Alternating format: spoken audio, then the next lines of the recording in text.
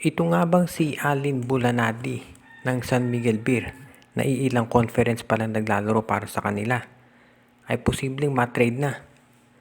Ito ngayon ang tinitignan ng karamihan dahil dito sa nangyari na pagkuha kay Jeronteng.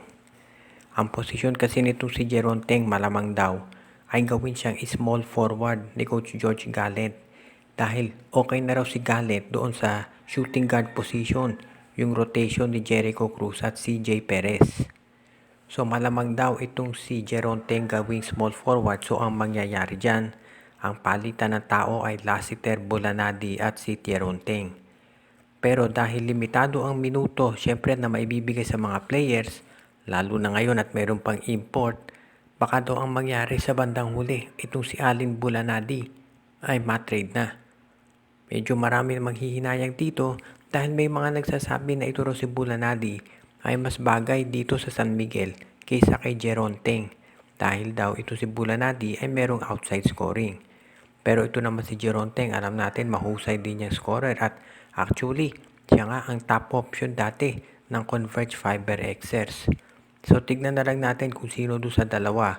Pero of course si Jeronteng hindi yan kaagad-agad ititrade ng SMB, kapipirma lang nga ng kontrata. So ibig nito sabihin baka nga ito si Bulanadi o malay natin baka si Marcio Lassiter ang matrade ng San Miguel Beer. Ang maliwanag dito, medyo overloaded na ang SMB pagdating dito sa guards at wings. Lalo na kung idadagdag pa natin itong si Kit Jimenez.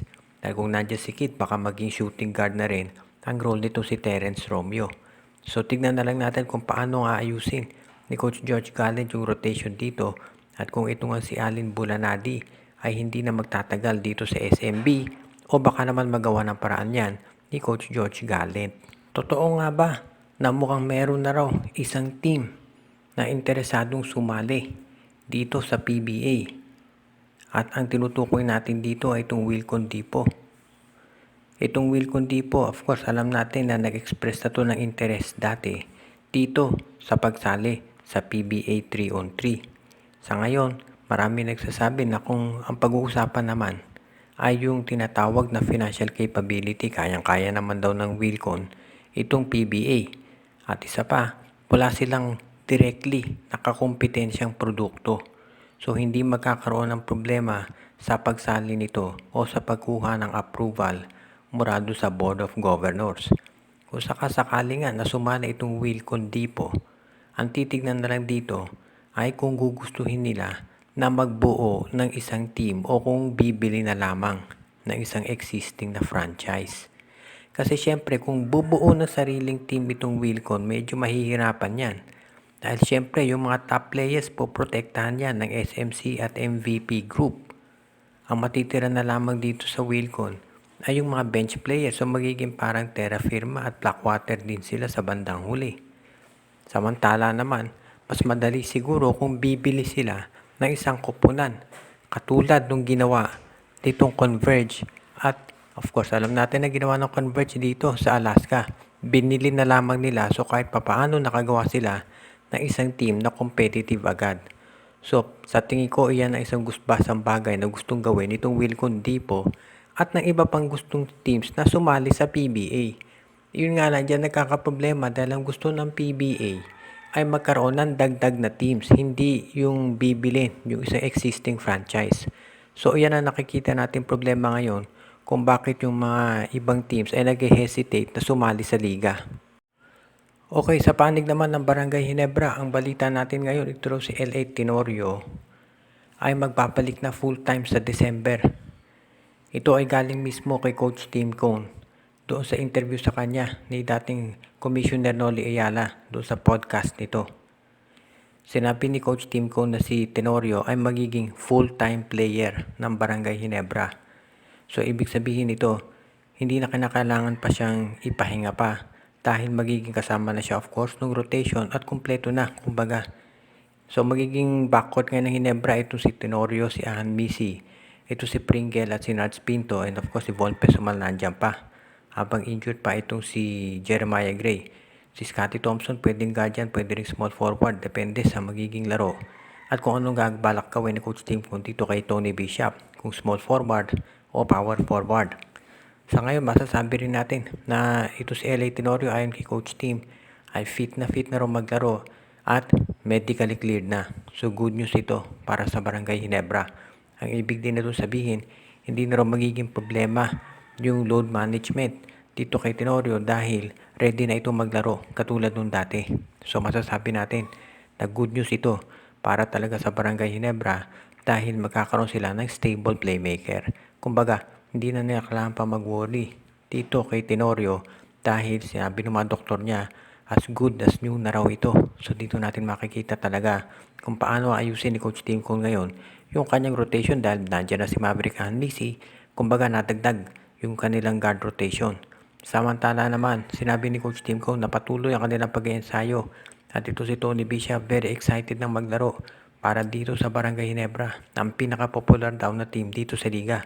Medyo nanibago lang daw siya nung umpisa pero ngayon very excited na siya at confident na sila ay magkakampyon. Ang isa nga ba sa pwedeng gawin nitong TNT Tropang Giga ay i-trade itong si Poy Eram.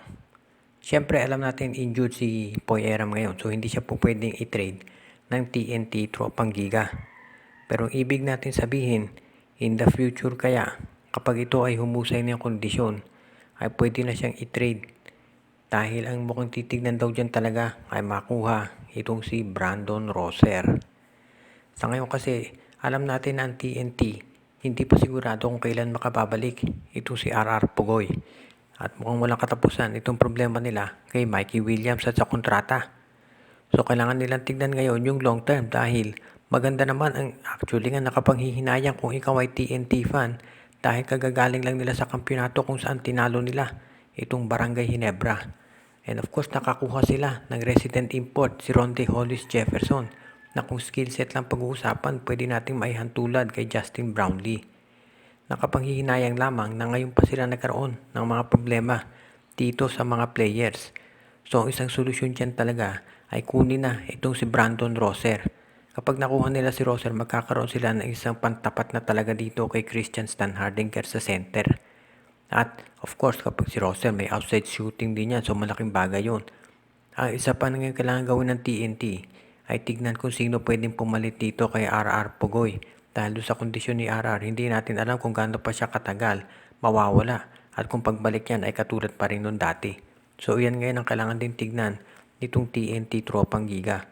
Kung sakasakali nga na makaisipan nilang kunin ito si Brandon Roser, kailangan siguro silang maghintay na medyo matagal na panahon dahil tagal ito mawawala ni Eram unless makagawa sila ng makapag-offer ng ibang players na tatanggapin sa isang trade. Shout out kay OG, Len, Gio, Gia Santillana at Tagle family, Judy, Edwina, Shaina, Carl, Jaira at Jonah Villarosa, Edwin Carmona Jr., Joshua Giray, Espejo at Rosales family, RG Bueno at Dalina family, Ronald Barbosidad, Rico Olarte, Jordan at John Redim Balanta at Sid Maria, JJ Sibum, Admond de Guzman, Joseph Pineda, Brian Andres, pinabati din natin si Jonel Alagon, si Katsakino Dokusin, si Enju, pinabati din natin si Jonathan Iloso, Anthony Alon, pinabati din natin ang ating taga-subaybay na si Ronald Barbosidad at pati na rin